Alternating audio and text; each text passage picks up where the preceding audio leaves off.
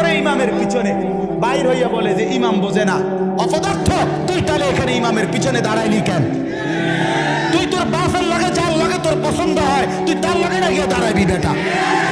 তুই দাঁড়াইলি কেন ইমাম সাহেবের পিছনে? কথা বলেন না। ইমাম সাহেব সহি হাদিস জানে না তো তুই জানো, তো তুই ইমাম হও না কেন? তুমি ইমাম হও। আশ্চর্য, এত বড় জালেম মানুষ হয় কেন? আমি যার পেছনে নামাজ পড়ছি সালাম ফিরাইয়া তুমি তার ব্যাপারে মন্তব্য করছো, বেটা জানে না।